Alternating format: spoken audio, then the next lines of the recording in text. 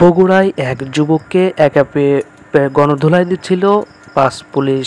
সেখানে বিজিবি সহ আরও অনেক পুলিশ উপস্থিত ছিল।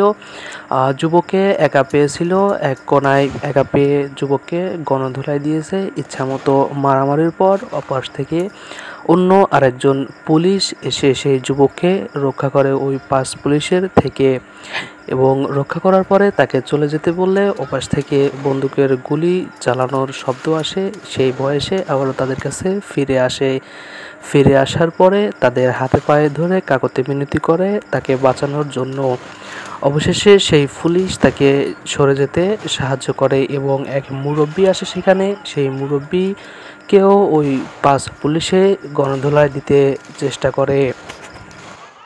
বন্ধুরা, ভিডিওটি দেখতে থাকুন শেষ পর্যন্ত, তাহলে সম্পূর্ণ বিস্তারিত জানতে পারবেন। ভিডিওটি ভালো লাগলে চ্যানেলটা সাবস্ক্রাইব করে রাখুন এবং লাইক করুন, কমেন্ট করে জানাবেন এবং বন্ধুদের কাছে শেয়ার করে দিবেন নতুন নতুন ভিডিও পাওয়ার জন্য।